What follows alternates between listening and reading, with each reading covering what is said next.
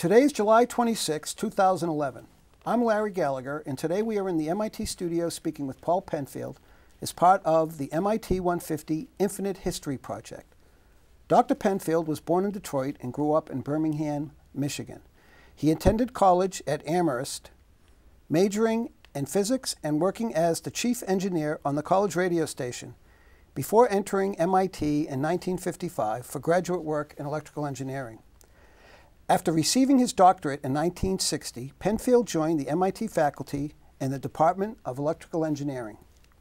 From 1989 to 1999, he served as head of the Electrical Engineering and Computer Science Department, overseeing the creation of the groundbreaking 5-year Master of Electrical Engineering program and organizing the commemoration of the famous Building 20. For his work on the commemoration, he received the 1999 Presidential Citation from the Association of Alumni and Alumni of MIT. Professor Penfield is a fellow of the IEEE and former chairman of the Boston section. He received the IEEE Centennial Medal in 1984, the Circuits and Systems Society Darlington Prize Paper in 1985, and the Circuits and Systems Society Golden Jubilee Award in 1999. He is author of 5 books and dozens of articles in the various fields of interest, from electrodynamics of moving media to noise and thermodynamics. Dr. Penfield retired from MIT in June 2005, but still teaches a class for freshmen. Paul, thank you very much for taking the time to talk with us today. It's my pleasure to be here, Larry. Great. So, Paul, your ILP profile states that you retired from MIT in 2005, yet you are still teaching 6 years later. Why? Because I love it. I spent my entire career at MIT.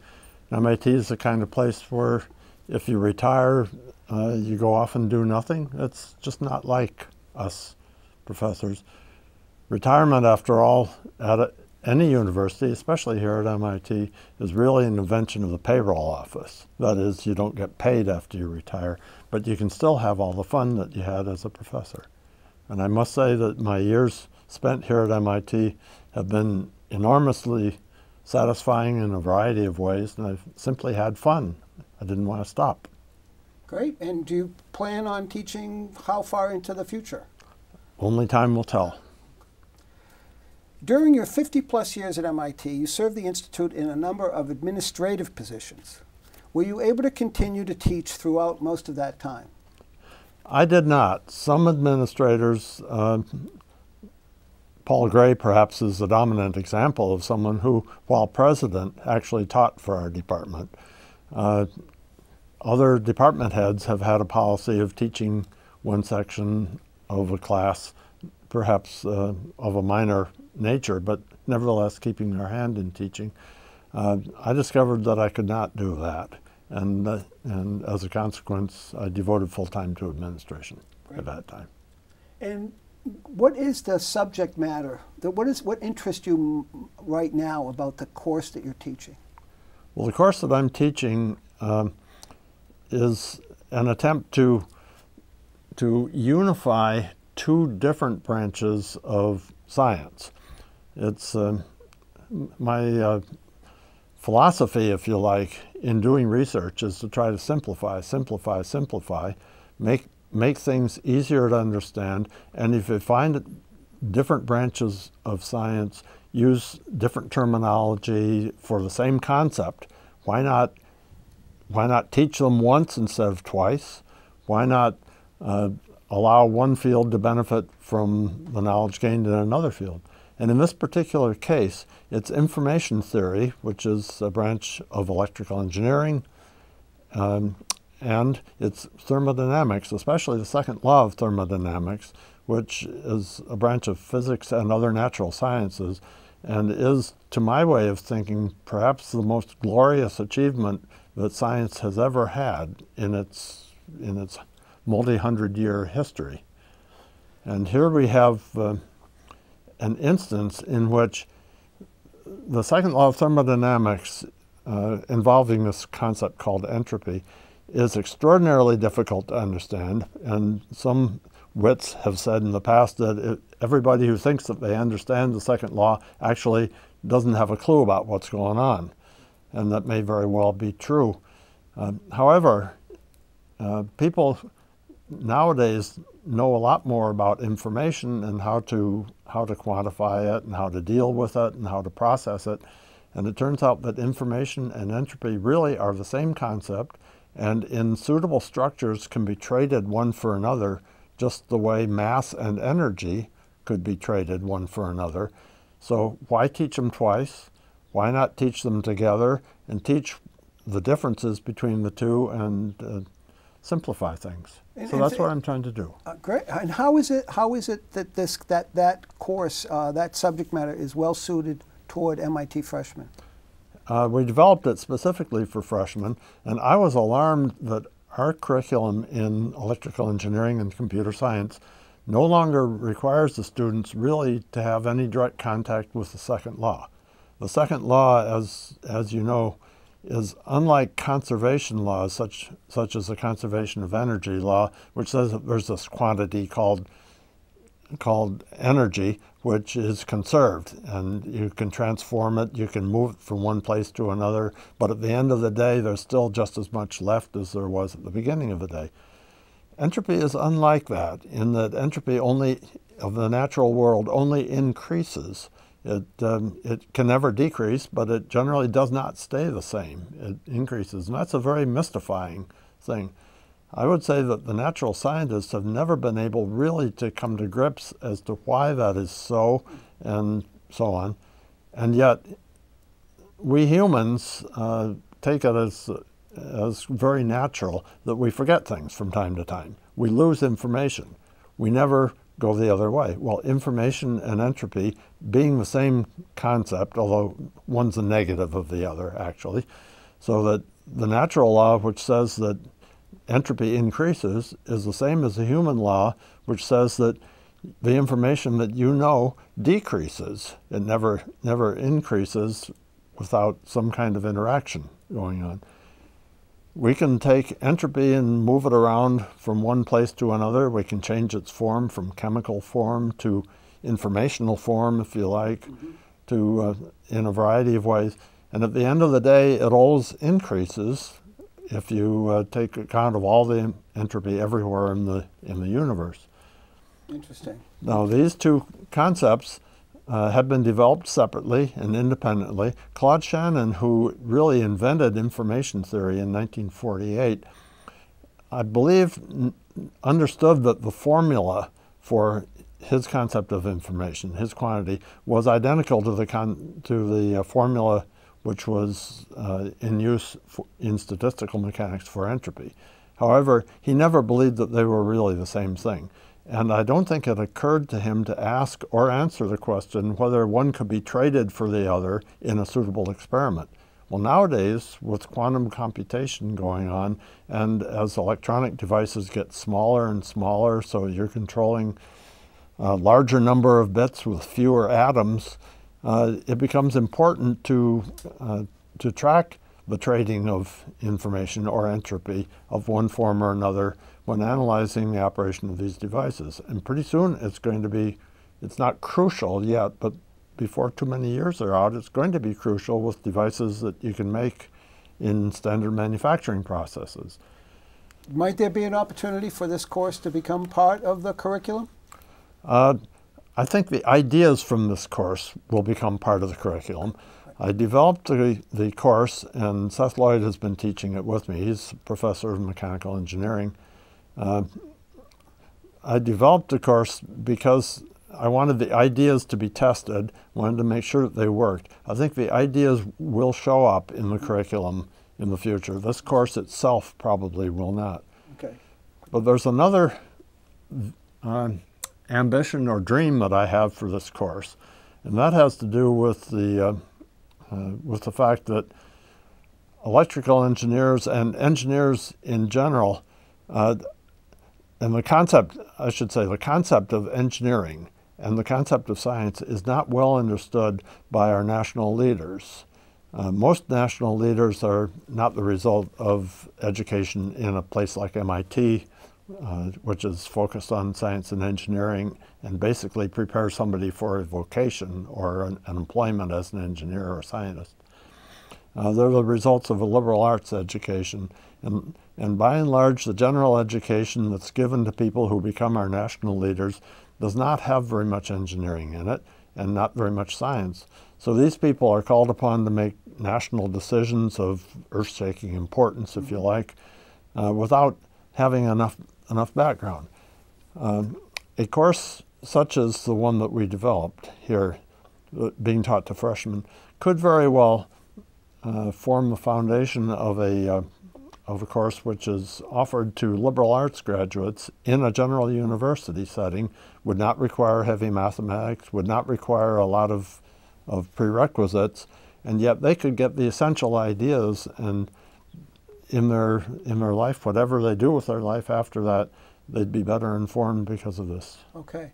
So it's the importance of taking an engineering type approach to dealing, to making decisions, solving some of these challenges?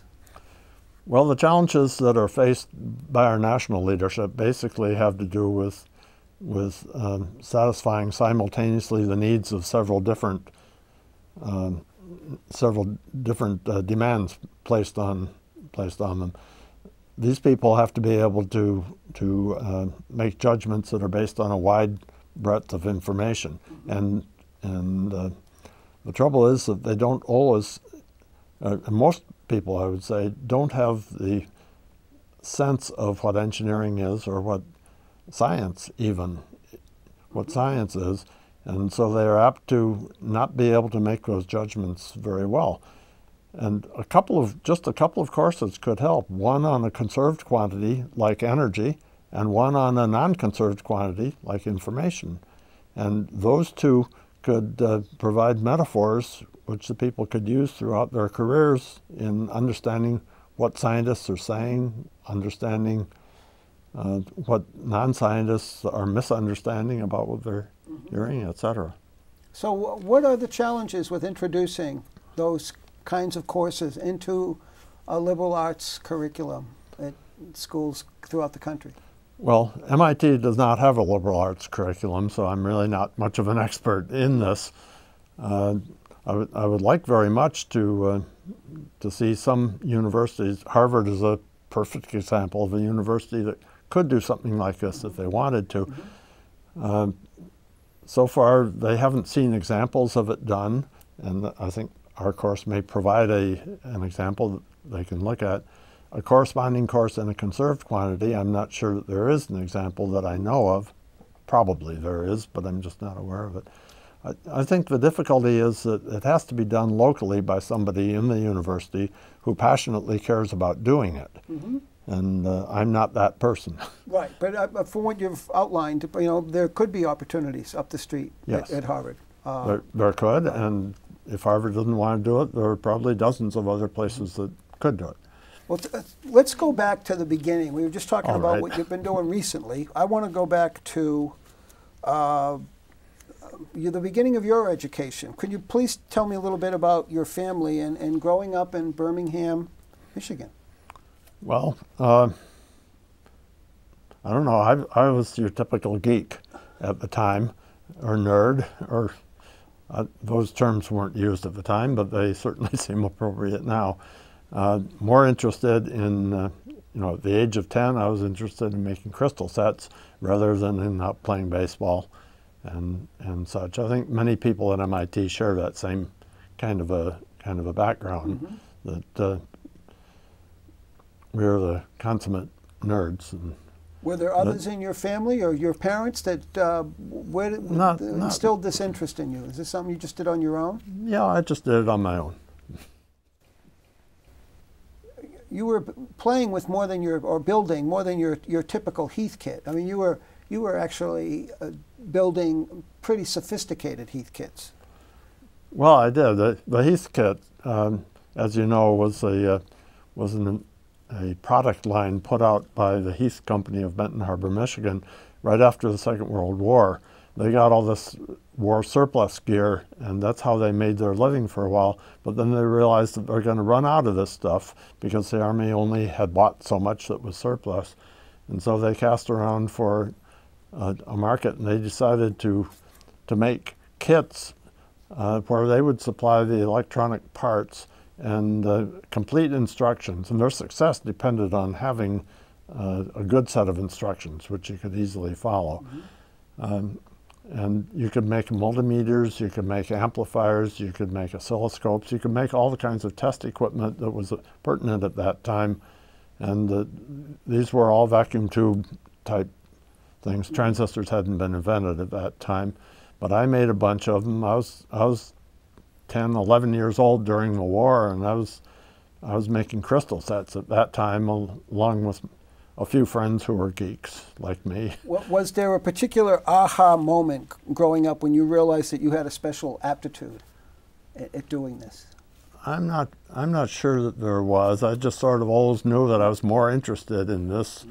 And when I did play acting and that sort of thing, I play acted by setting up a radio station studio rather than by kicking a football. Was there a particular teacher that inspired or motivated you to pursue this interest?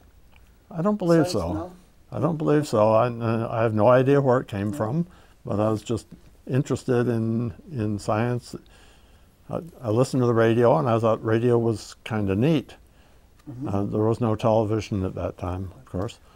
Now, I also read you had a keen interest in genealogy, and you can trace your family back to 1651, when Samuel Penfield was the first Penfield born in North America. Well, that's to the best of our understanding. Yes.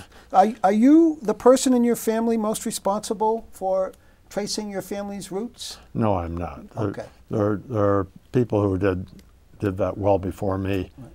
And I happen to maintain the website in which the Penfield genealogy is available online. Okay. Previously, it's been available in book form. And of course, being available online means you can make corrections and additions all the time, and I have fun doing that. I recall listening, I think it was just yesterday, to a keynote that you delivered in Kresge Auditorium as part of the EECS 100th anniversary. And yes. In it, you cited Penfield that was responsible for some development of some early technology. Was that Penfield a descendant? That was a Penfield. He isn't my ancestor. That's what I meant. Okay, it was not your ancestor. Was not one of mine. That was Alan Penfield, who owned an iron mine in Crown Point, New York. And he purchased electromagnets from Joseph Henry. And Joseph Henry was the dominant scientist in the U.S. at that time. During the 1830s, he was located in Albany, and he made electromagnets, and he did scientific experiments with them. It was very cumbersome to do such things because there weren't batteries available at that time. Penfield bought a couple of these things and used them to magnetize spikes on a drum which separated iron from iron ore in his iron mine. And he got increased yield because of the increased efficiency of the separation due to the magnetism. And he kept these spikes in his drum magnetized by using an electromagnet that he purchased from Henry. So that was said to be the first industrial use of electricity in the nation. And there is now a museum in Crown Point, New York. The Penfield homestead has been made into a museum which celebrates that achievement. So you clearly have a great interest in the history of technology. Well, it's fun. It's fun, and there are fascinating stories from history, and I think I have an appreciation that history forms a context in which you can understand the present and the vector in which you're moving toward the future. And without the knowledge of the history, you're pretty much can't chart your own course. Certainly, certainly.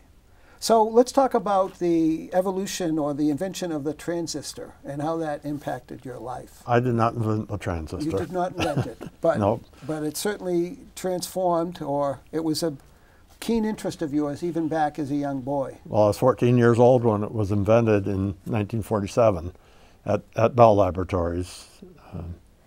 It was a celebrated achievement. Bell Labs had been looking for a solid-state device that could replace the vacuum tube, which was notoriously inefficient in its operation. It worked very well for some purposes, but it was very inefficient in terms of power and was costly and so on. They were looking for something made out of solid material that could do it. And they knew that you could make rectifiers out of solid materials. The so-called point contact rectifier, the cat's whisker, and the galena samples that were used in crystal sets. As a kid, 10 years old, I was making crystal sets. I knew how to do that. I knew how to wire up telephones. I wired our home telephone so that I could have an extension in my room. Then the telephone repairman came around and fixed my mistakes and left me a note and told me what I did wrong. Then later on, a couple of years later, I used to hang out with the telephone repairmen in their congregating place in the town where I lived, and they'd teach me the techniques that they used and how they strung wire and all that sort of stuff. And I was just fascinated by that. But I understand that you were a bit skeptical about the first generation of transistors due to, I guess, well, their fragility. Well, I was. I was, what, 14 years old at the time, 13, something like that.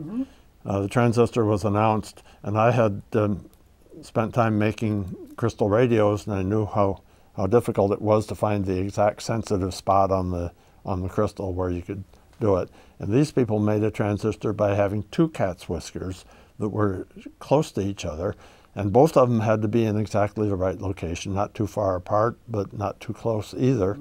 And I just knew that was too fragile to be commercially possible. Furthermore, I confidently told a lot of my friends, my geeky friends who would care about something like that I was sure that this would not amount to anything, since the devices had no filament, and everybody knows that vacuum tubes have filaments. Well, of course, that was the whole point. So how would you describe William Shockley's contributions to transistor technology? Oh, well, he was the father of all that kind of stuff. He headed up the whole group at Bell Labs that developed it in the first place, and he personally invented the junction transistor, not the field effect, not the point contact transistor, which was the early one. But 3 years later, he came up with the theory of the junction transistor. In a glorious paper in 1952, he laid it all out and made it actually believable. And Bell Labs started making some of them. Companies started making some of them. First application of transistors that were really reliable like that. Those were the first ones that were. That was the biggie. Reliable and manufacturable. The first applications were to hearing aids. And Raytheon here in Massachusetts was one of the companies which wanted to get into this business, and they made transistors specifically for hearing aids. Now, most of the transistors they make didn't work very well, and so they were the rejects. And so here they have these maybe 5 or 6 transistors that worked well that they could make hearing aids out of, and 50 or 100 transistors that didn't meet specs. What are they going to do with them? Very cleverly, they relabeled them and made them available to people who were hobbyists, who could then develop circuits of low quality, but nevertheless innovative circuits, making use of them. And they gave them away, or they sold them very cheap. You could actually buy transistors very cheap. These were rejects from the Did you get line. access to any of those? Did you get one?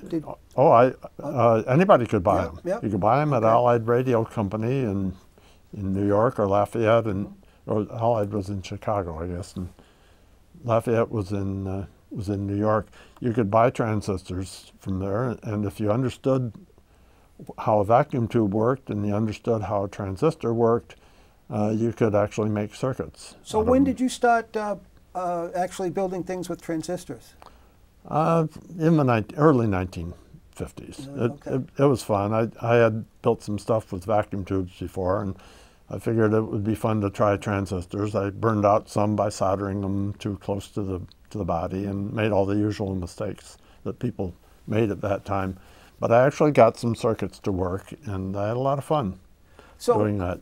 How did then you decide to go to Amherst for your undergrad education?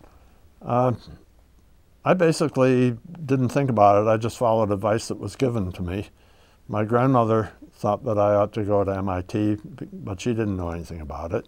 My parents thought that I should probably get a liberal arts background, and so they pushed Amherst as well as some other places, and I eventually got accepted at some places and rejected, the same as happens today. Sure. And I made the choice on not very good grounds, but I think it was a good choice anyway.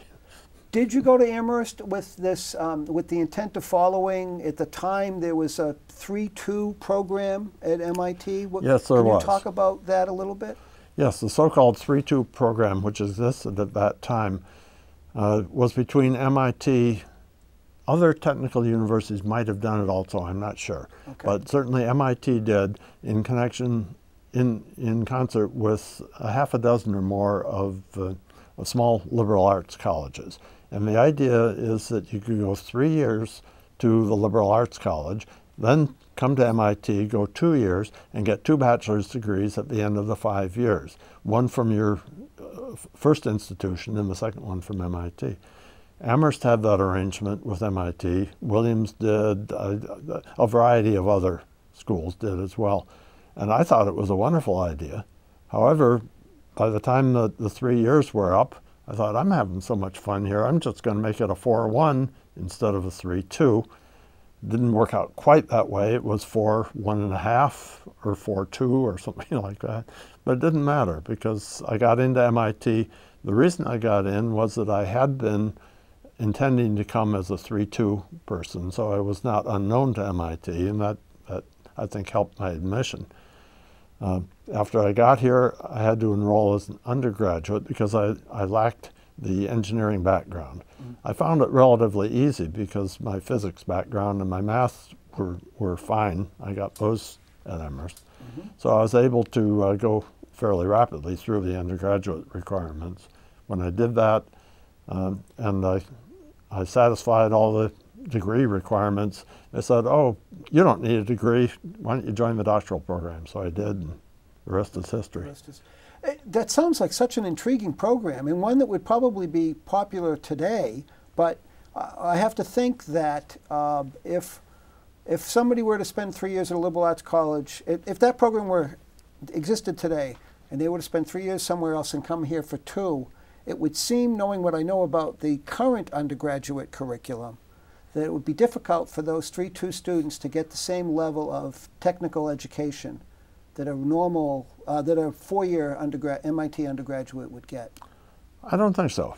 I don't think so. They can pick up the mathematics and the basic sciences, which are taught at many different small undergraduate colleges. Wellesley's an example of a college which could do this very naturally. They teach science very well, perhaps not engineering, and then they come to MIT. I don't see any reason why it couldn't work today. What became of the 3-2 program? It was abandoned. I don't think it was too popular. If it had been popular, they would have figured out ways to make it continue, I'm sure. But I don't personally know. I sort of lost sight of it. So, could you, going back to Amherst, sure. How did your involvement in the college radio station add to your education there? Oh, I was, we did a lot of activities, of course, and I joined the radio station because I was interested in audio and in electronics and in circuits and all that kind of stuff. And I was the only geek there. So I had full reign to do whatever I wanted to, and nobody could argue with me. If I wanted to change the microphones around, I could do that, and they'd just go along with it. And that worked out well. It gave me some practical experience. Then it also gave me an interesting project that turned into my first publication, as it turned out. One of the things that we had to do, that we wanted to do from time to time, was a remote pickup. And in a remote pickup, if you're going to a different city, you call the telephone company and say, I want a radio loop between here and there. And Larry, you probably know what a radio loop is. You attach your little remote amplifier at the far end, and you have a direct loop back to the station, and they can put you on the air from wherever you are. We did remote sports broadcasts that way. We wanted to do something similar when there were events on campus, either lectures or concerts or recitals, or sometimes just plain incidents that happened, bonfires and rallies and that sort of thing. We wanted people to be able to walk around and make broadcasts. Previously, what we had done is to take along a tape recorder, which at the time were rather large, and you had to strap it on your back to carry it around, unlike today's tape recorders. And then you had a microphone, and the reporter, the talent, would talk into the microphone, and then you'd run back to the station and play it. It wasn't done in real time, and we wanted to do it in real time. One of the things that we did was wire up the campus. We climbed through all the steam tunnels. We hacked into the lock systems. We made our own keys, just the way MIT people did at that time, so that we could get into all the buildings and not have to call the campus patrol to let us in. And we ran wires from our building to all the other buildings on campus. Then I decided what we needed was a portable remote amplifier. And the purpose of a remote amplifier is to amplify a microphone signal up to a few volts to transmit back to the station, and then it can, if you try to transmit the microphonic signal directly to the station over a set of wires, there's too much noise. It doesn't work. You have to amplify it first. That's true today as well as it was 50 years ago. Well, 50 years ago, the only way of doing that was vacuum tubes. But hey, the transistor had just been invented, and this was the early 1950s, and Raytheon was making these transistors, the CK721 and the CK727, CK722, depending on whether they were low noise or regular noise or more rugged and so forth. They had these line of rejects from their production of hearing aid transistors, and they were relatively cheap. So I designed us a little remote amplifier, and it was nice. The only thing is there weren't any power transistors at the time, so the only thing I could do is do the preamplification. I had to follow that by a tube which could put out enough power. So you had to have the battery to run the tube and a little tiny battery to run the 4 transistors that were in there. Well, I could see where this was going, but I decided to build it with what I could do at the time.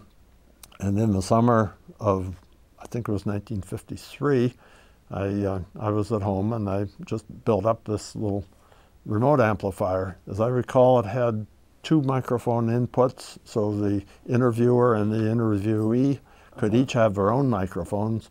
And then in the fall of 1953, brought it back to Amherst to the radio station, and the engineer would strap it on his back, and it was fairly lightweight and could be done.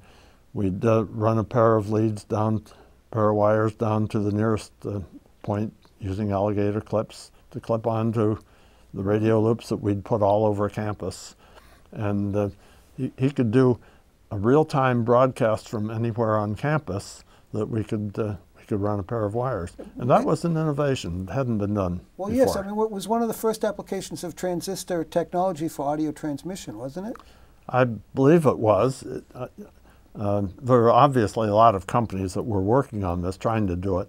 And a company having to do it, of course, had to make something which was rugged, was much more reliable, and was able to be sold at a profit. But meanwhile, there's an undergraduate student at Amherst College who's building this, and and you're doing it.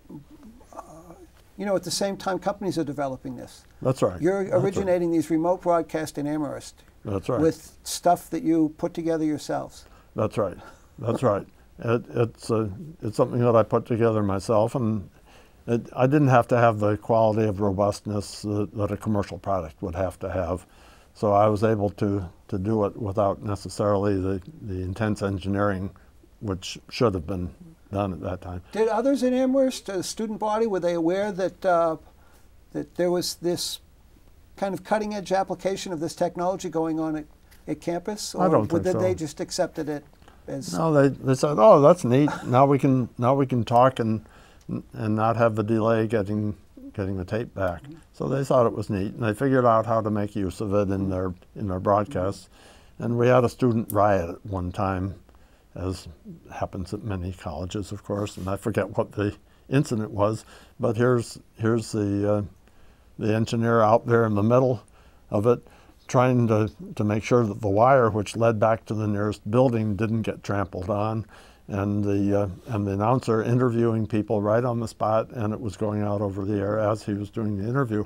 This was something that I don't think had been done before at Amherst. It was a lot of fun. And there was an article written about it. Did you write the article, or was somebody else document that this took place? I wrote the article. Okay. I decided that this was an interesting application. I hadn't seen any article about this, and I didn't know anyone who'd done it.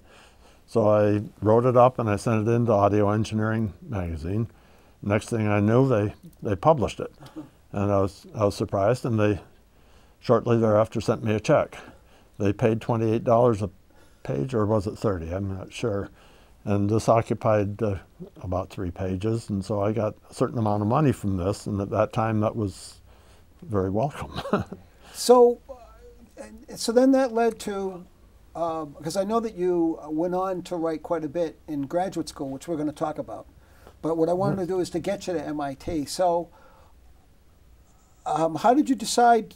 Did you know already that you were going to be going to MIT after Amherst? Did you know before you went to Amherst that that was the next step? Oh, yeah. Okay. Yeah, I also applied to the University of Michigan because I thought they had, and I know that they had a good engineering school, and they still do. Yeah. I would have been happy at the University of Michigan also, I think. Okay. But MIT was closer to Amherst, and University of Michigan was closer to home. MIT accepted me, and so I went. So let's go to then your prolific writing career while a graduate student at MIT. Tell me about how all that developed. I don't know that it was prolific at all, but I did after successfully writing this article and getting paid for it. I thought, this is pretty neat. Maybe I can do some other things, and I had some other ideas for projects that I could do. While I was still at Amherst, I developed a beach phonograph amplifier, and the way that worked is that there were these wind-up turntables for 78 RPM records, and the wind-up turntable used to have an acoustic arm, and then the acoustic arm would play it, and there would be no electronics. So I substituted for that a regular crystal, which was used in other audio gear at the time, but still a wind-up motor, and I made a transistor amplifier and a speaker, and that was neat. It worked, and I took a photograph of a couple of my friends on the beach with it, and not only was the article published, but they used our picture on the cover of the magazine, so I got a little extra money for that.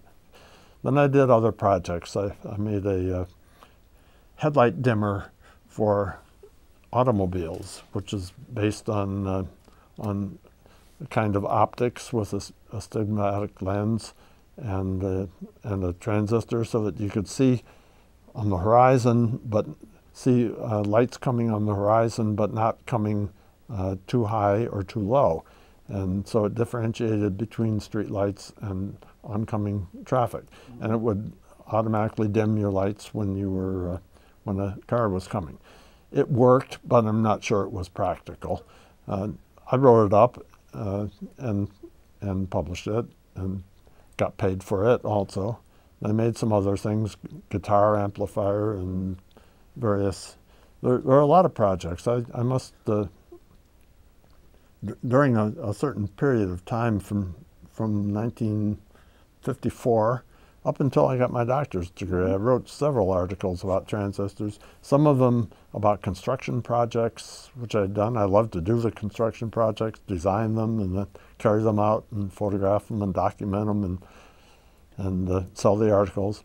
And some of them were how-to articles about care of transistors. Some of them were the theory behind transistors. Turns out that transistors had just come into the public view. Not many people who were hobbyists in electronics knew about transistors. And I did because I studied them. It was a fortunate coincidence that I was the right person at the right time, if you like. Mm-hmm. And I knew that.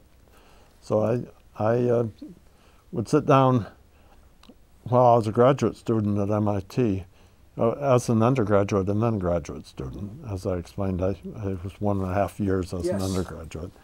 During that 5-year period that I was at MIT before I got my doctor's degree, I actually sat down in the evenings and on weekends, and I'd grind out one article after another, and I could do them fairly prolifically, and well, that's why I used to really work, worked. because you did. I mean, you had quite a bit of, in fact, I read where the income from some of this writing actually one semester paid your tuition. Oh yeah, tuition wasn't very much then, mind you. It was only, what, $500 a semester. But I rather than have an assistantship, I figured I could make more money writing. Yes. And I think maybe I did. My wife had a job, so I didn't need to worry about eating. And I simply wrote one article after another, and made enough to pay the tuition. I joke and say that I put myself through graduate school writing articles. Now that's a stretch, to be sure, but it actually happened one semester. So tell me about your first impressions of MIT, particularly compared to your experiences at Amherst. My first impressions at MIT was that this was a really geeky place, that at Amherst I'd been the only geek in town, in a certain manner of speaking, but here, everywhere I went, there was another one like me, and it was great to see these people. I'd meet them in class. You felt you belonged right from the get-go. Yeah. Well, I felt I belonged at Amherst also. Yeah. I never had a sense of not belonging, but I knew I was different from most of the people there who would go on to very, very fine and illustrious careers, but they weren't interested in engineering, and I was. So you must have had so many great relationships with faculty as a graduate student, given the fact that you were so eager to test things, try new things, roll up your sleeves, build things. What was the graduate years like? Well, it was a lot of fun being a graduate student here. I guess 3 or 3.5 of those years I was actually a graduate student. The first 1.5 years I was still doing undergraduate. So as an undergraduate, I had great fun understanding how the physics that I had learned actually applied, and you could do quantitative things with it. You could actually solve for field configurations. I knew that fields existed, but I hadn't known how to actually calculate them in any sense. Didn't have any judgment about what they were. This is the difference between science and engineering, and I picked that up. That was fun. Then watching the engineering faculty and the fun that they had. What were some of the more interesting faculty that you worked with? Well, I didn't work with Doc Edgerton, but of course everybody knew him, and he was a lot of fun. We had annual steak fries in course 6. He would come down with his guitar and play, and I used to play a guitar, and he was much better than I was, but he invited me up anyway, and we made fools of ourselves, and we had a lot of fun. I worked with Herman House on my thesis, and the way that turned out is that I was in charge of the rotating machine lab one year.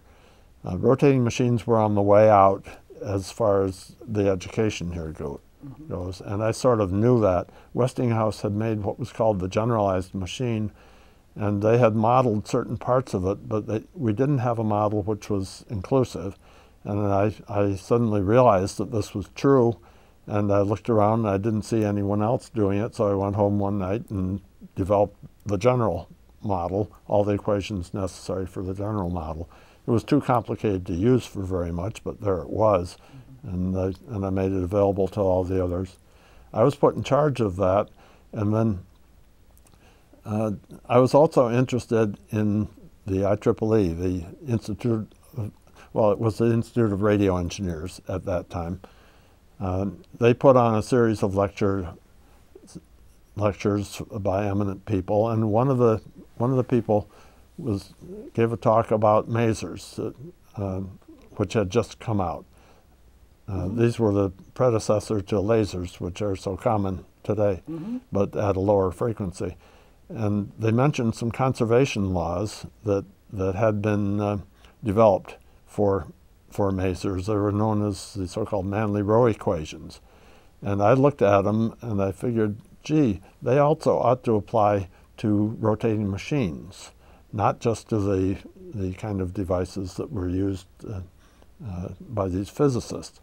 And so I figured out, well, gee, maybe I can make some of the circuits that they had made, but on a much lower frequency scale, not for any practical purpose, but just to see whether they'd work. And one day I was in charge of a laboratory using this generalized machine, and all the students were doing their stuff, and I had nothing to do. So I sat down and grabbed one of the other students, and the two of us together sat down, and I explained what I wanted to do, and he said, yeah, I think this ought to work. And we sat down, took an hour, and got it to work. The other student turned out to have an illustrious career. That was Al Oppenheim of our department, who had quite a career here at MIT and still on the faculty. He used to say later that he wrote his first technical paper with me when the two of us wrote that up as a technical paper.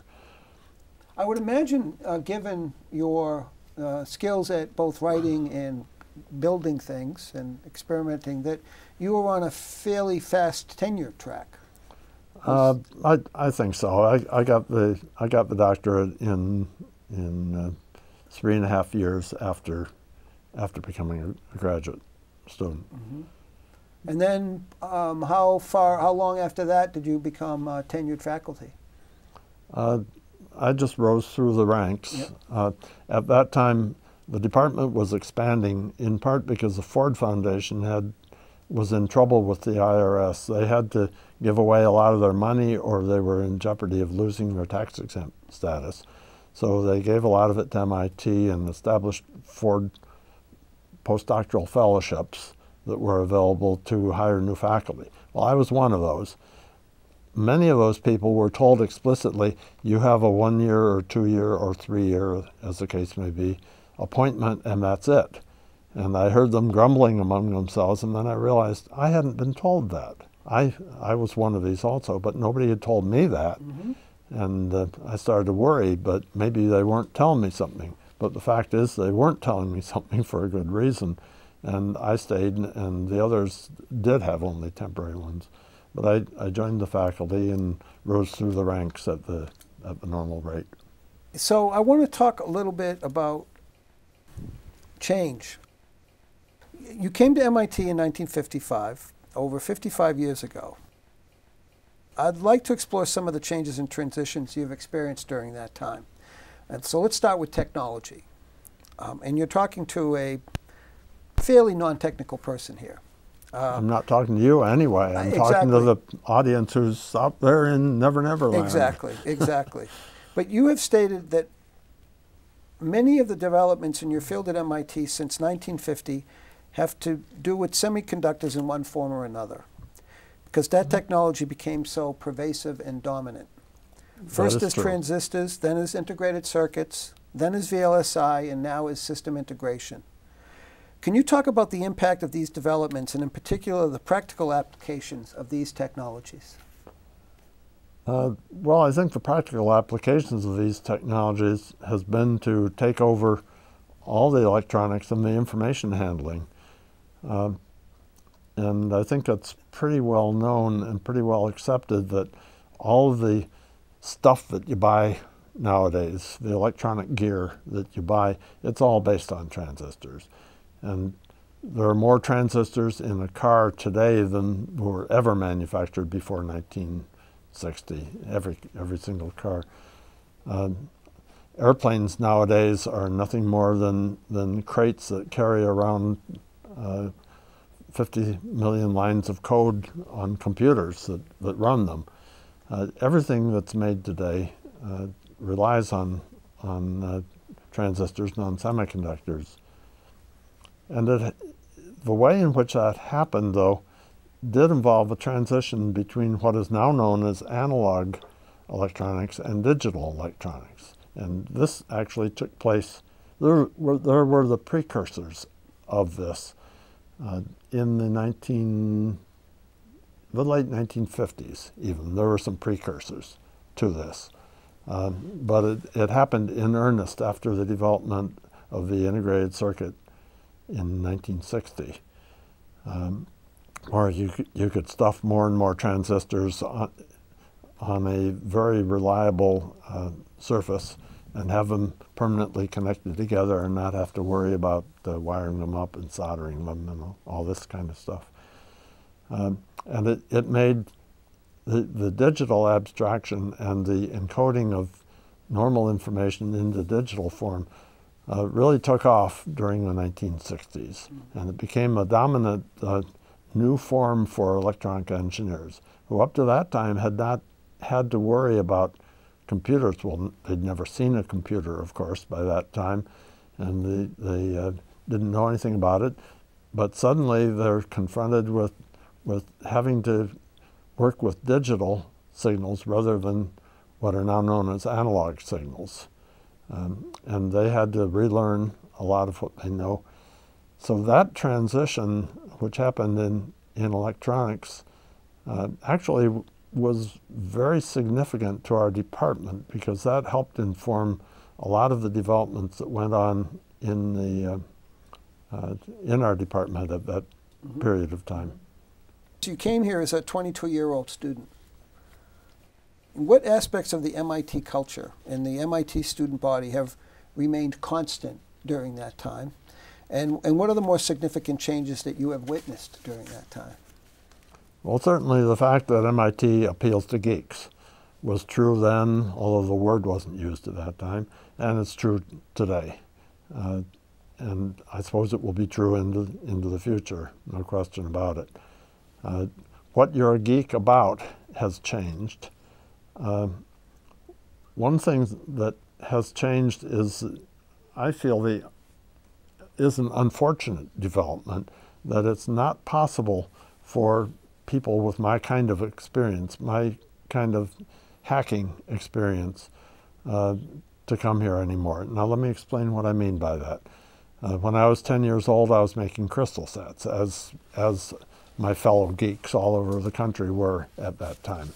In middle school, what is now called middle school, I learned about the transistor, and I started making transistor circuits as audio amplifiers and so on, and we've gone through some of that. Nowadays, there's no challenge to that. People can make crystal radios, but it's just not the same. You don't have the same thrill. When I was young, I took apart an automobile engine. I learned how to use hand tools in doing that, and I really screwed it up and lost the car, but it only lost $75, so it didn't matter all that much. Nowadays, if you look underneath the hood of your car, you'll understand why nobody can ever service their own car anymore. It's just now all specialized. And if you take apart any electronic gear, you'll find out it's all encased integrated circuits. You can't really do the kind of things which give you a hands-on experience, at least in those domains. Nowadays, the hands-on experience that students have when they come in is more of at a keyboard. Right. And so it's one step removed from reality. And that's unfortunate, because if you're going to teach people concepts, as we want to at MIT, the best way of doing it is to have them have concrete examples of that, and then you teach the abstractions, which tie together all the various concrete examples that you had, and then you can remember the abstractions and work with them in the future. But you just point out, though, that but where are the opportunities to do that? Do we have to manufacture them? I don't know the Yeah. I don't know the answer to this. Some of it can be deliberate kits that you can still buy today, kits from which you can make audio amplifiers or individual transistors or even cat's whisker based crystal sets. Mm-hmm. You can buy those. It's just not the dominant way, and people don't get a thrill out of it as much as they do. I don't know the answer to that. It might be in a higher level of abstraction before we even get here. It might be in the biological areas rather than in the electrical areas. I just don't know how that's going to develop. Paul, you have served MIT in a number of administrative positions. You were Associate EECS Department Head from 1974 to 1978. You were Director of the Microsystems Research Center from 1985 to 1989, and EECS Department Head from 1989 through 1999. What attracted you to these positions? Well, being Associate Department Head, I had the ability and the option of finding out more of what was going on. I always had a natural curiosity about what various people in the department were doing, and so I'd quiz them on, hey, what are you up to, and that sort of thing. I thought that as Associate Department Head, and Bill Davenport was the department head who asked me to be the associate, I would have the ability to get to know even more of what was going on. I've always had the idea that you should have as much breadth as possible in your technical knowledge. You should not become too much of a specialized person. You should be more of a generalist, technologically speaking. This is in distinction to most people who get their greatest success by being more and more specialized, knowing more and more about less and less. And I decided I wanted to know a little bit about a lot of things, and that distinguished me from some of the others. So going, I should say, I also knew that there was, within the department at that time in 1974, an issue that was of overriding importance, and that was the issue of whether we were going to stay together as one department or split into two. The two departments would have been one focused on computer science and the digital side of things, and one focused on electrical engineering or the non-digital, the continuous or analog side of things. Mm-hmm. And I felt from knowing what I did about the development of electronics that it would be a mistake to split. But there were perfectly rational people with arguments on the other side.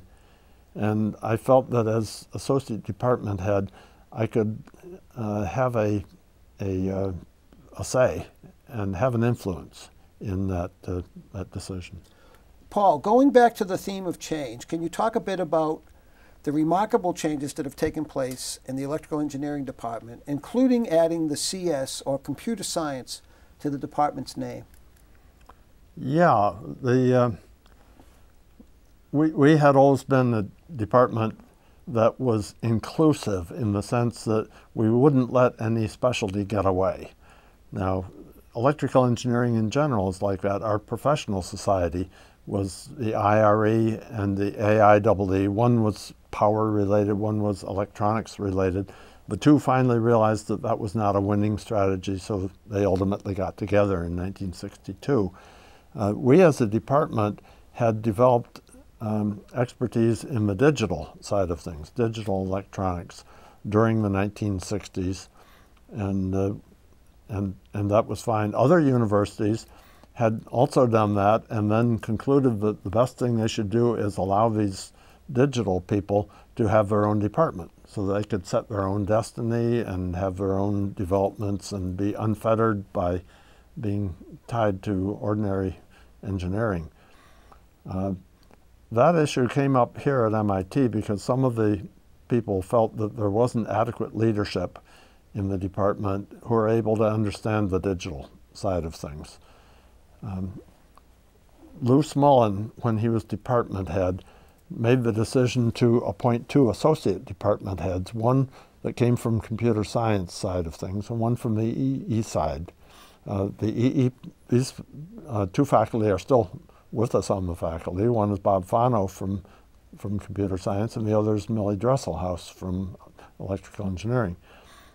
He did that because he didn't feel capable of providing leadership over such a broad range of topics. Well, this naturally led to the question, is it ever going to be possible to provide that kind of leadership, or should we split into 2 departments? And there were rational arguments on both sides. The people who viewed computer science as a branch of engineering felt that they should stay together. Those who viewed it as a branch of mathematics felt that they would be better off separate. That's a simple-minded view, but not too far from the truth. The winning argument at the time, which I was one of the people who helped make, and I was proud of my contribution to that, was that pretty soon you wouldn't be able to tell the 2 apart, because electronics was moving in the direction of being more and more digital, and the computer science was more and more interested in finding interesting ways to implement their ideas in novel circuits. So I and several others foresaw that what would happen is that these two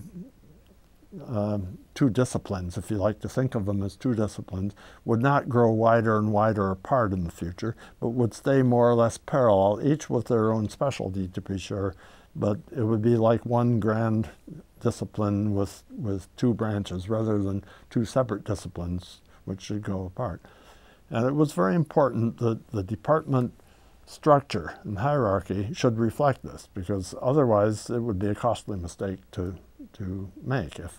If the 2 branches were going to go and diverge from each other, then staying together would just not be appropriate. And on the other hand, if they stayed together and we were 2 departments, that happened at Berkeley, for example. There were 2 departments. Then after a while they would feel the urge, they would recognize that something was wrong and they'd have to get together again, which Berkeley did, to their credit. But they've always, to this day, remained more of a separate 2 organizations than was true at MIT. So this debate took place in I believe, the early 70s. What we did at that time was put in a curriculum which would favor computer science. So we did establish a curriculum. This was in about the 1974 time frame that was devoted to computer science and the curriculum in electrical engineering. And this was as far as we dared to go in a split. After that discussion, which was led by several people, including Joel Moses, Mike Dertuzos, and many other department leaders, it was decided by the faculty. I'm not aware that a formal vote was taken, but there was certainly a consensus that was obtained that we should stay together as one department. And Joel Moses very cleverly decided what the name of the new department should be, and then asked the question in a way in which that was the only possible choice. He was good at that sort of thing, and I admire him for it. He said, should it be the Department of Electrical Engineering and Computer Science, or the Department of Computer Science and Electrical Engineering? And basically they made the department, actually, I believe, did vote on this, give an expression of opinion. We changed the name at that time to give more prominence to the computer science aspect. And I don't think we've ever regretted since that time that decision. And I feel, looking back, that that's the most important decision this department has ever taken at MIT. And it was effected in 1974, and Bill Davenport then became department head, and he asked me to be associate department head, and I felt that I could help implement this. Now, I was one of the few people who had background in both the digital and the analog side of things, so I was able to see both sides. And so, but the debate presented itself again. Some years later, did this whole question get reopened, where there was a faction that still wanted to split? No, the decision was made. Nobody ever brought that up again. Okay. The question was how to implement Right. that decision in terms of curriculum and so forth. I see. If we are going to stay together, and if we believe that the two disciplines are really one discipline, why shouldn't we have similar curricula? Well, I was placed in charge of a committee to establish what became the Common Core curriculum in the department. And I got a lot of people that I respected a lot on it, and we developed 4 courses that covered 2 from computer science and 2 from electrical engineering that every undergraduate had to take, no exceptions. And then from then on you could specialize more. Okay. That worked for many, many years. Then you went on to become, and I do want to jump to when you were department head, because that was a significant period of growth as well, particularly growth in the popularity of the major, and you had to deal with all of that as department head in terms of resources, in terms of demand. But what would you say were some of the most significant challenges associated with leading that department, particularly the largest department at MIT? Well, I think the most important challenge that I had, and this was true when I was associate department head, it was also true in the 1980s when I undertook the development of the VLSI program, and was my most important challenge in the 1990s when I was department head, was to make sure that there was a good ambiance and a good feeling of trust and respect between the electrical engineering and the computer science side of things, so that nobody would ever bring up whether we should break apart for the wrong reasons. In other words, if you don't like the person in the department that you have to deal with, well then there's an issue and you use some pretext to break it apart. I didn't want that to happen, and I felt that people from all disciplines had to understand their counterparts. Well, in the 1980s, when I was running the VLSI program, there was a lot of research opportunity to take people with expertise on one side or the other and make them work and induce them, not make them work, but induce them to have research which touched on both sides, and to supervise students from both sides. And this got them to like each other and like their abilities a lot, and to have respect. And I also did a lot of that during the 1990s when I was department head. And so the whole is much greater than the sum of its parts in this case. Yeah. All the interesting research at the university takes place in the cracks between the boundaries, between one department and another. And I wanted to make sure that there was no crack that developed between EE and CS, where a lot of interesting research should go on. And that certainly has been a major concern of the department, to be able to do that. And that goes on to this day. And so it sounds like that's partially answers this next question, but what accomplishments are you most proud? I would list the accomplishments I'm most proud of.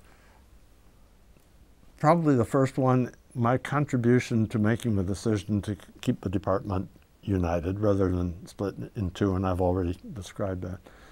Second, bringing back to campus research in VLSI and integrated circuits, and the establishment and my role in the establishment of a fabrication facility, which today serves not only integrated circuit research, but also more general research into small devices and small systems. And we foresaw that in the 1980s, that having a facility like that on campus would enable research which had never been done here at MIT before. And this was a game we had to be in. And I managed to well, I was involved in the fundraising for that, and I was involved in the administration of the research, and I made sure that the research was cross-disciplinary in nature to enforce my feelings about that. Mm-hmm. That would be the second, perhaps, major. The third major contribution, which I do feel quite good about, is the Edgerton Center. Doc Edgerton, a beloved professor and hands-on guy, died in 1990. Within, 6 months of my being department head, I was suddenly faced with what to do with his legacy. And his legacy consisted of space, it consisted of a lot of goodwill, and it consisted of a lot of artifacts and so forth. It took me a couple of years, but I worked together with Kim Vandiver to establish the Edgerton Center with pretty clear guidelines. Kim was about to become the chair of the faculty at that time. And I talked to Kim at length over and over and over again, and I could see that he really would like to see something happen that was appropriate. And he had such good ideas about what to do with Doc's legacy. And I had the space, so I could contribute something important to that. He had the personal experience of having worked with Doc and experienced that, which I did not have. Mm-hmm.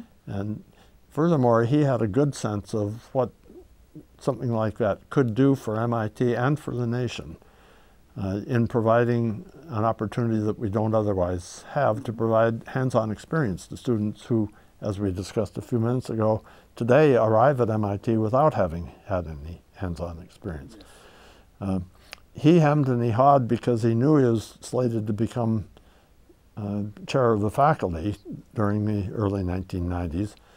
Finally, he said he saw his way clear to serving that and then taking over the Edgerton legacy. So we established the Edgerton Center. We ran it for a long period of time within the EECS department. Finally, they got enough stability to become an independent entity, and I'm very, very pleased with how Kim has handled the Edgerton Center ever since. And he's attracted outstanding people. Amy Smith certainly is one of them. Ed Moriarty is another. There are a whole bunch of very good people who have a mission of outreach and of providing hands-on experience to people before they come to MIT and after they come to MIT. Mm-hmm. And they certainly do a service for the community and for the nation that's just wonderful. So was the fourth floor, building 4, was that space part of the EECS space portfolio? Yes, it was. It was. But it no longer is, of course. Now it's the Edgerton Center. Yes. And I'm very pleased with how that has turned out, and I played some little role in the establishment of that. It's still it's very vibrant. It's particularly during the summer. You walk down that corridor, students from all over, young people. Yes. That's a great legacy. Yes, it is. Another thing that I was very pleased to have been able to do during my stay as department head had to do with the development of an undergraduate curriculum. And the best way of looking at that is to ask the question, what is it that engineers are apt to do after their education? MIT provides a vocational education. That is, this is not a general education. This is not liberal arts. We provide vocational education, and the assumption is that our graduates want a career acting as an engineer in practice. And ever since the department was founded in 1902, that's been the dominant undergraduate mission of the department. And that was very nicely articulated by Dugald Jackson, who was one of our long-term department heads who arrived here in 1907.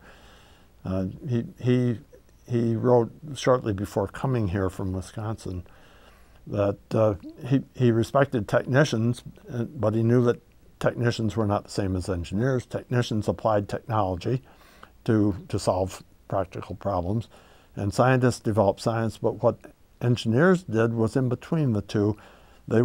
Engineers would apply known technology to solve problems, but also invent new technology as necessary using known science. And scientists provided the science, engineers converted that when necessary to new technology or new techniques, and technicians could then apply it as well as engineers. And this worked very well until the Second World War. And in the 1940s, in the Second World War, the radiation lab here at MIT proved that that didn't quite work the way Jackson intended, because in the development of practical radar, radar was invented in England, but it was made practical here in the U.S. In a development phase. It turned out that the people who made the outstanding contributions were scientists, not engineers. Engineers played a supporting role, an important one to be sure, but a supporting role. Scientists played the more innovative roles, and they were used to thinking outside the box more than engineers were, and developed new science. Gordon Brown, among others, and he became department head, and he was able to put this into effect. He realized that engineers should be able to develop new science as necessary. At least some engineers, not all to be sure, but some engineers should be educated so that they could provide new science as necessary for engineering applications, because scientists wouldn't do it the right way.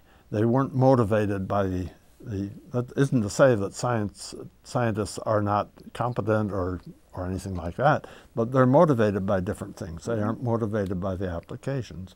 So what became known as engineering science was the development of new understanding of physical nature and the laws of science in a form that can be used better by engineers. So you were instrumental in introducing that into the undergraduate curriculum? Not me. This was Gordon Brown, okay. Starting, and in order to do that, he had to basically supplement the BS degree, the SB degree, which we were giving for practice of engineering, with a very strong doctoral program. So now we had 2 degrees. We have the SB degree for people who wanted to practice engineering, and we have the PhD for people who wanted to teach or do research into engineering science. And there were those 2 activities that engineers would do. That worked fine for a while until computer science came along, and electrical engineers had to know too much stuff. And we basically got overloaded, and it was either a matter of cutting down on the breadth that we taught our students, or cutting down on the depth, or some combination of the 2. Mm-hmm. And we had 2 curricula, and that was a way of cutting down on the breadth. We tried this formula of having the Common Core, which I talked about a few moments ago, 2 courses from EE and 2 from computer science, followed by more specialty courses. And that held the difficulties for a while, but still the solution to this, oddly enough, was provided not by us educators, it was provided by our students. Our graduates decided, or their employers decided, that if they were going to be successful as practicing engineers, they had to have both the breadth necessary to understand the new technologies that were coming along, especially digital technologies, and the depth necessary to understand them and apply them properly. You could not get by without either. So what happened? Our students after graduation all went for master's degrees. Well, not all, but a large number did, and their employers liked it, and the employers paid the bill. Where were they getting these master's degrees? From MIT, but often from other places. From Stanford had a very an outstanding program of providing master's degrees of high quality in various areas. A lot of universities did. So there's a real demand for it, and in that sense, our students, by walking with their feet, showed us what we ought to do next. They said that if I'm going to be a successful electrical engineer in practice, or computer scientist, or whatever you want to call me, I have to have breadth, and I also have to have depth. And if it takes 5 years to do it, I'm going to do it that way. And the companies that hired them agreed. And so upon recognizing that, we figured, why shouldn't we make this more efficient for the students? And so several people in MIT in our department started thinking about ways of making it more efficient. And Bill Siebert was particularly instrumental in articulating the ideas. When I became department head, I decided that this was something that we could actually do. So I put together a study group, and how are we going to actually implement this? And there were a lot of details to cover, of course, in something like this. But we changed the philosophy of our department from having our flagship program be the bachelor's program, which it had been, to being the master's program. We introduced the Master of Engineering program in 1994, and we actually rewrote the MIT catalog so that it comes first, before the bachelor's program. The master's is our flagship program. The bachelor's is still available for those who want it, and there are a variety of good purposes that it serves. But we figured the master's is what people need. It's been outstandingly popular, successful. Most of our students want it. At the same time, we introduced a new undergraduate program, which was a combination of EE and CS. Didn't specialize too much in either one, but gave more breadth. That is overwhelmingly popular. Over half of our students sign up for it. As opposed to the MEng program? No, that's part of the MEng program. Okay. The MEng program requires you to have all the requirements for a bachelor's degree plus the MEng experience of 1 year. Yes. It's a 5-year program, and you get both degrees. At the end of that is the typical schedule.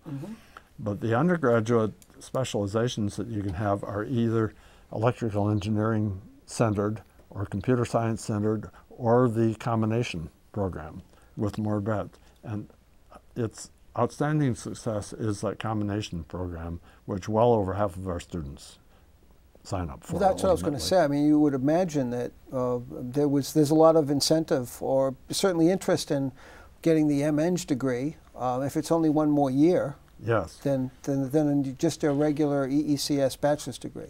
Yes. The advantage to the MEng degree program is that, first of all, students who are in good standing with good grades can be basically guaranteed a position. They don't have to go through a lot of hassle about application. Right. Secondly, they can postpone to the 5th year some of their bachelor degree requirements if they wish, and postpone and optimize the last 2 years of their curriculum. And a lot of students do that. Some students want to attend graduation with their class, and so they make sure to get the undergraduate requirements out of the way.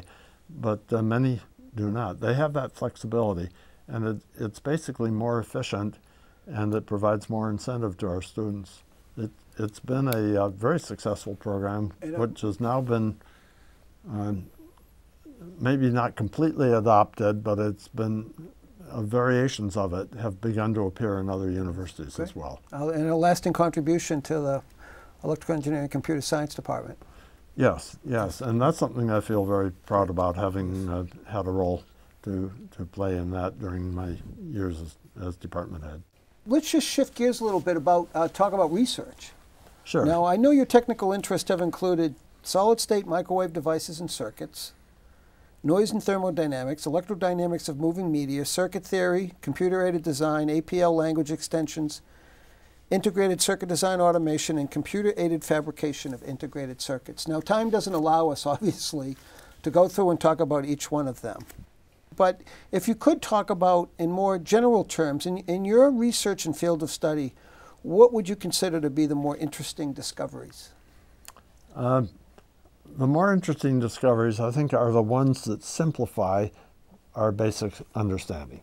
Now, if you notice that the list that you read, you obviously got it off my website because I wrote it. Good place to get information. Yes. That is a wide-ranging list. You find very few faculty at major universities who jump around like that. The reason I did is that I have the philosophy in doing research that have tools will travel. What I want to do is I want to use some tools in one area, and when I get tired of that, I want to be able to take the tools and move over to another area. If I find some similarities when I get there, well, then I can go back and see what worked in one area and apply it to the other.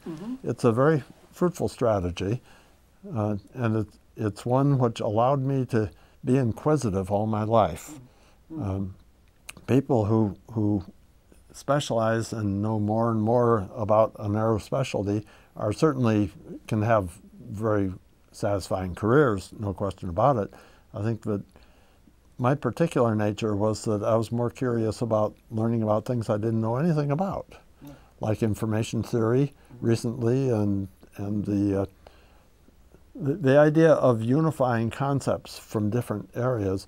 I mentioned earlier the concept that entropy from thermodynamics and information from information theory and communications are the same concept, and that you can actually build devices which convert from one to another. Now, this is neat, because if you're going to teach this to students, you only need to teach it once rather than second, or at least you teach it once, and then when they really learn the details of one area, they'll think back to when they first heard about it and say, oh yes, that's the same as I heard back then. So there's an efficiency, and for the students, it makes it easier to transmit the body of knowledge from one generation to another. I think these are very important concerns. This leads to my next question about MIT's particular approach to research, and particularly MIT's approach to interdisciplinary research. Can you talk a little bit about that? I'm probably not your best expert on that, but the interdisciplinary research that we do, we are noted for that, RLE being one of the first interdisciplinary research, interdepartmental, or however you want to term that, yes. Research labs in the country. Came right out of the radiation lab. And I mentioned the experience of the radiation lab earlier in developing radar. Scientists when they and found, engineers. Yes, found that scientists made contributions that engineers did not. Maybe they could have, but they didn't at the time. And RLE has been very successful in unifying basically physicists and electrical engineers, but now other kinds of engineering and scientific disciplines as well. Other interdisciplinary activities I think have been good. You could regard EECS as a department being interdisciplinary in the two branches. And in the future, I think this will lead to possibly three branches, one in applied biology, informational biology especially, and the use of biological systems in making practical devices. I think there's a bright future there, which we're embarking on. I mean, there are EECS faculty that are currently occupying labs over in the Koch Center for Integrative Cancer Research. Yes, that's right. We're, I think, doing a good job. This is nothing that I did, but I do take a certain amount of pride in having established within, or continued within the department, the philosophy that permits something like this. Yes. And I think we'll see maybe 20 years from now, when the biological revolution has played its way, the next one on the horizon seems to be quantum engineering. I think we'll find quantum mechanics playing an important role in engineered systems that it doesn't play right now. I think we'll see the manufacturing, the manufacture of quantum devices, whatever they may be called upon to do, will be very important. And I'd like to see our Department of Electrical Engineering and Computer Science lead that at MIT, as I think it's capable of doing. And this will be maybe a fourth branch of the department. We talked earlier about transition. There's another transition I wanted to talk about, and that is a significant one at MIT that I know that you didn't have a lot to do with, but that was the the opening of the Stata Center in 2005. Prior to that, in order for the Stata Center to be built, Building 20 had to be demolished, much to the chagrin of a large cadre of loyal and passionate occupants. Oh, yes. I know that you spent some of your early years at MIT in Building 20. What was it about Building 20 that was so appealing to the folks that occupied offices and labs along its creaky corridors? The simplest way of explaining this is to say that if you're running a lab and you need to run a wire from one room to another, you don't call the electrician. You take a screwdriver, you poke a hole in the wall, you thread the wire over, and you're done. It was a temporary building, and because it was temporary, nobody cared whether you poked a hole in the wall or not. That's a metaphor, not only for actual wiring. I mean, people actually did that to poke holes in the wall to run wires. But it's also a metaphor for the kind of interactions that you can get in a temporary space by having in juxtaposition people working on different things that bump into each other in the corridor, or who have to deal with each other when it gets too hot or too cold. You turn on the radiator and you, by the way, what are you doing, and so forth. The fact is that a lot of very good science and engineering work got done in that structure simply because everybody knew that it wouldn't be around forever, and you didn't have to pay a lot of attention to the structure itself. You could pay attention to the work that you were doing, and the people who were doing it, and you could get ideas from other people, and it sort of brought out the best in everybody who was in there. I had an office for several years in that space.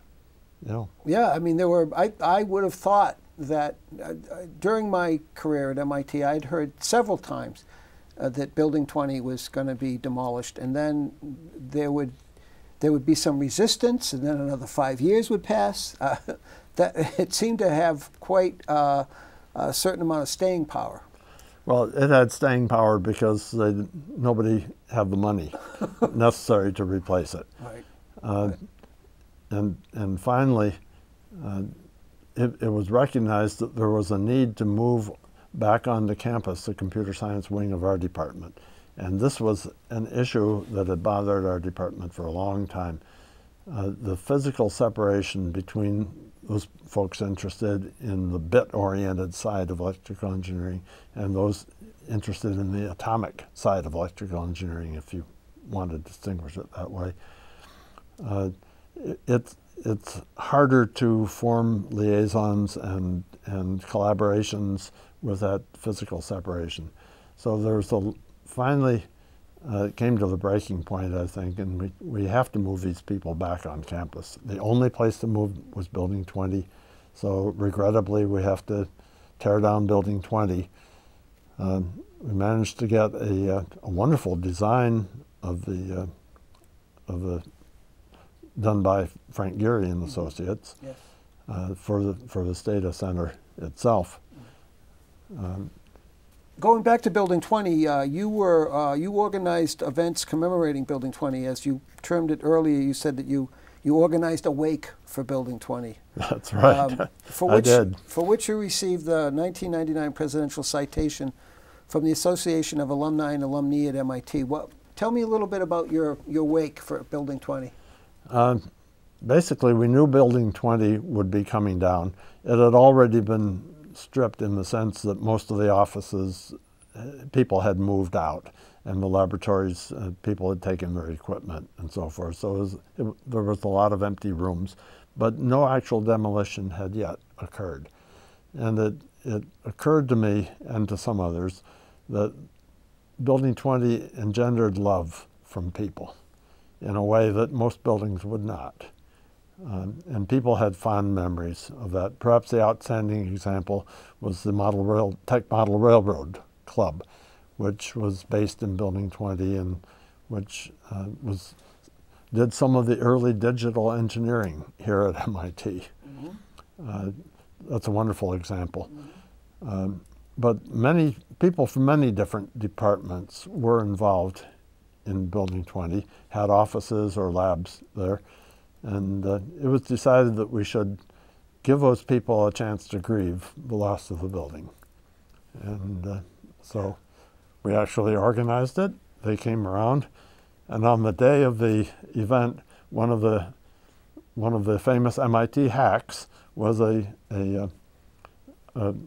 big replica of the property office sign that what did it say? Deactivation sticker. Yeah, it was a deactivation sticker that you put on old furniture and old equipment. So they had a huge one which I hung from one of the That's great. on one of the windows. That's great. And that showed that the hacking community was with us also. But there are wonderful stories told during that event, and at more than one on more than one occasion, somebody would be speaking of an incident that had happened, and I don't know how it happened, but suddenly the wire came from here to there or something like that. And then somebody would pipe up from the audience, yeah, I was involved in that, just in the middle of the sessions. That can be seen online, in fact. Yes, it can. It was called the Magical Incubator. Yes, that was the term that we had for it. Right. We got a committee of alumni who had, and Ted Sad was on that committee. There were several people from MIT who were on the committee who planned and organized the whole thing and did a very effective job, I think. And the people who came to it loved it, and it allowed them to get along without their beloved partner. Right. So it really did serve the same purpose as Awake. Yes. And there's what's nice is that in the entrance to the, I think the Dreyfus Tower, there's a commemorative display for Building 20 over in the Stata Center. Yes, the MIT Museum did an excellent job of putting that together. I was very pleased. There's also a time capsule. There are two time capsules in the Stata Center. One is in the about Building 20, and it is in the Building 20 area that the MIT Museum put together. Then there's another time capsule having to do with the computer science wing of the department. You also served the Institute in the mid-90s as the chair of the Ad Hoc Committee on Education via Advanced Technologies, which issued its final report in July of 1955. Yes. What was that experience like, and in your opinion, did that report serve as a potential foundation for the Open Courseware initiative? Well, that was a fun experience because the web had just basically, the graphical browser of the web, Netscape, had just come out. And with the graphical browser, suddenly everybody's eyes were opened about what the web could do, and people were building web pages and so on. Then the question is, how can this influence our education? And so quite naturally, I looked around and found out who was doing what, and there was interesting stuff going on already at MIT. Who was it? I think Pete Donaldson was working in the... Foreign languages? No, in the Shakespeare project. Yes. Yep. There was also work going on in mechanical engineering. Professor Patera was doing that. There were a variety of interesting things going on. I wanted our department to embrace this new technology if it possibly could. And so I organized a one-day retreat off campus, and out of this came the formation of a committee to make a recommendation about what should be done, and we did, and we tried to demonstrate some of the technology.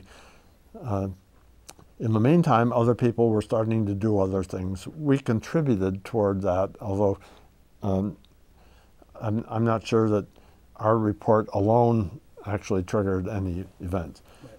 Right. Another committee was formed somewhat later that came up with a recommendation of the OpenCourseWare, which was an excellent example of how the web could be used to make the world a better place using sharing from MIT's body of knowledge. And it reminds me that when Gordon Brown in our department decided that engineering research, engineering science was an important activity for engineers to do, he made sure that other engineering department heads and deans and faculty across the country were aware of what we were doing and what our thinking was, to make sure that he got the best ideas from them and that they were able to accomplish something similar to what we were doing. Mm-hmm. So it was again an example of MIT taking a leadership role and making everybody know what we were doing, and as a result, fulfilling our role, making MIT about making the world a better place through a leadership role. And it was that day's version of OpenCourseWare. So I had the opportunity to review the report in preparation for this interview. Moore's law notwithstanding, I thought the following was a rather bold prediction to have been made 16 years ago.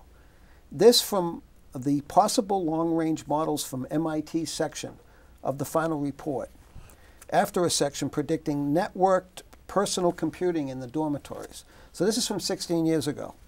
The next step after that one in student computing, parentheses, this is very speculative, close parentheses, might occur when the MIT campus is wired for cellular data communication and students have small portable computers which they can take with them all day for use as portable personal assistants. These computers would normally remain turned on in continuous wireless connection with the MIT network and would be as unobtrusive as, say, a notebook, and therefore welcome in all settings. They would serve as telephones, pagers, web browsers, email handlers, notepads, calendars, and computers. It remains to be seen what new applications would motivate their widespread use. Have you looked back on that report recently, and are you surprised at the degree to which the committee's predictions have come to pass? It's obvious, isn't it? Now. That's 16 years ago. Yes, yes. Well, we understood what the technology was. We understood that we understood that these would probably be hand-sized things because human physiology isn't going to change. The size of our hands isn't going to change. The size of our minds isn't going to change, or our eyes or anything like that. So what could we pack into something that you could hold in your hand? And we just judged all these things were reasonable candidates for being included. And today's smartphones do it. Exactly. And the iPad and all of these things. So it's, yes. And this also required, though, it required the kind of wireless network connectivity that we didn't have then. But we knew would come. Yeah, yeah, yeah. You know, we had smart people on that committee. So I'd like to shift here to talk about your thoughts regarding today's students and the role of engineers in today's society. MIT's motto is mind in hand. MIT's hands-on approach to learning has been a constant since its founding 150 years ago. I understand you have concerns that today's youngsters are not getting the hands-on experience they need, particularly in K through 12. What do you think should be done to provide these opportunities, and what role can MIT play? Well, certainly the Edgerton Center today is playing some kind of a role in that. The various kinds of competitions that you find, the robotics competitions, for example, are an excellent example where people can get on and actually build something and program it to actually have it do something. That's moved from being an occupation of graduate students down to freshmen and then down to high school, and now it's in middle school across the nation. I think that's an example where we can get some hands-on experience. On the other hand, this still is a little bit removed from nature. It's a little bit different from testing the laws of nature directly. You're operating at a keyboard most of the time, doing programming most of the time. Sometimes you have to deal with gears and motors and things of that nature. Whether we can devise other kinds of competitions that will excite people in middle school and high school, I don't know. That's certainly one way of doing it. Are there opportunities with the internet to deliver to the classroom the kinds of experiences we'd like students to have before they come to MIT? I don't know. It's entirely possible that the remote laboratory setup that Jesus Del Alamo, Professor Del Alamo in our department has been doing, could play a role of this sort. Mm-hmm. He has been focusing his efforts, I believe, more on providing services to developing countries that cannot afford laboratories. Mm-hmm. Instead, they do them remotely. Mm-hmm. That's different from a virtual lab in which it's simulated, because the actual experiment is being done. It's just that it's being done in another part of the world. Mm-hmm.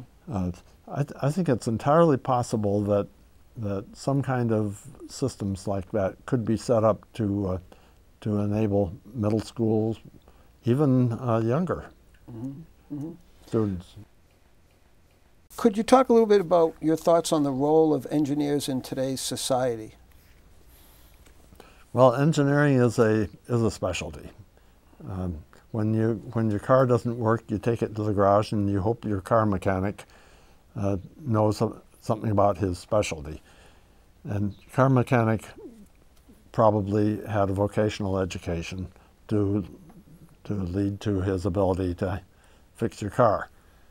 On the other hand, if something's wrong with your body and you go to a doctor, you expect the doctor not only to have his or her specialty, whether it's cardiology or whatever it is, you expect not only that, but you also expect the doctor to be a thoughtful and important member of society who understands you in more than just your body. Your car mechanic probably doesn't have to understand you more than your car, but a doctor does. Now, think of how doctors are educated. Typically, they are graduates of liberal arts colleges or universities, generalist programs, but then specialize after graduation. Car mechanics don't do that. What should engineers do you think? Mm-hmm. Right now, I submit that the nation has a problem because our national leaders do not know enough science and engineering to make gut-level reactions to controversial statements. For example, if a lobbyist comes up and makes a statement about global warming to them, they are not in a position to intuitively understand that it's baloney or that it's true. They simply can't make a judgment of that sort. So they have to take other people's word for it. Mm-hmm. The minute you have somebody in power who has to take other people's words for it, then that person and the people represented by that person, namely the whole country, are held hostage by the experts. And so you have to be very careful to get good experts. Wouldn't it be better if our national leaders had some scientific or engineering background so that those decisions that had an impact, mm-hmm.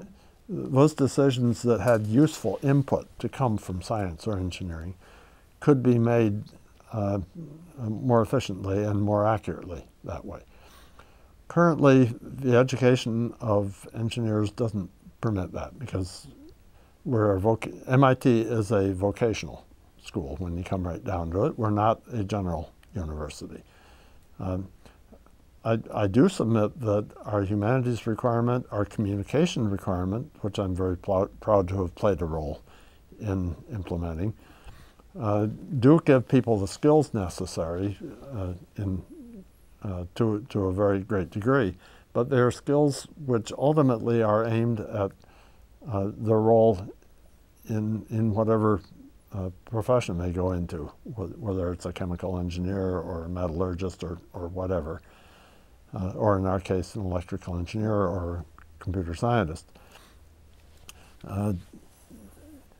What I think would be really wonderful is if somehow the engineering education community could find a way to contribute to the education of liberal arts graduates and make a contribution to general education so that all liberal arts graduates would have a gut level feeling for some kind of engineering, and then those that have the special talents needed to go on for leadership positions would have that as a background that they could rely on. I don't know any way to do this exactly. I don't believe that MIT could do this without changing its fundamental mission. Or could it? I just don't know. Could we collaborate with other universities and do something along this line? Could individual departments, for example, my own department, could we establish liaisons with colleges like Wellesley, for example, where some of our national leaders are being educated today? Can we make sure that Wellesley gets exposure to some kind of engineering, and could we contribute to it in some way? I think those colleges that do provide leadership are stressed, and the students taking our curricula have no place to put this. They have all the usual excuses that can be made, but somehow somebody has to find a way to introduce science and engineering in a way that is meaningful to today's circumstances to those people. Paul, during your introduction, I cited a number of the many awards and honors you've received. And I also mentioned the leadership positions you've held in a number of professional societies. Which of these awards and affiliations are particularly special, and why? You know, one of the things that we have not touched on is my role with the Electrical Engineering Department Heads Association. There's an association for everything, as you can imagine, and there's one for electrical engineering department heads. I became involved in this shortly after becoming department head, and I figured this is an odd group. Why would I have much in common with other ones? Then I went to it and I realized that what I got out of this was an appreciation for other universities and other colleges that had electrical engineering and related programs, and the difficulties that they were having, and how they related to the difficulties that we were having. And in all too many cases, what I discovered was that there were, at all too many universities, organizations that were dysfunctional for some reason or another, or hostilities within departments, and it was very depressing, often talking to my colleagues from other. I ultimately became president of this organization, served a year in that term, so I got to know a lot of my colleagues from other universities. And I learned that many of their problems, they had much greater problems than I did. And I was so glad to be at a university that has a combination of high stature and public regard, has adequate resources to do things that you want, and has an understanding upper level administration which supported my efforts all the way that they possibly could. When I talked to some of my colleagues at other universities, I discovered that we were blessed by having a single department of electrical engineering and computer science. When we put it to a straw vote at one time whether they would like such a thing, all of them basically wanted to merge with their other departments, but they couldn't do it because there were too many personalities involved. At MIT, the personality issue in our department anyway is not a major thing. We all get along very well together in our department, and certainly among the various boards and committees that I've worked on, we also have a great degree of collegiality and a great willingness to cooperate with others. I would commend Jay Kaiser for running his series of faculty dinners, which encourages such collegiality from one department to another. I would certainly commend the various deans I've worked with. I don't know how many deans I actually served under, but all of them had a degree of collegiality within the governance of the School of Engineering, which was very, very helpful. And certainly within our department, our focus within the department on undergraduate education as our primary mission served to unify the department in a way that I think is rare at MIT and elsewhere. So I really feel privileged to have spent a career in such an environment.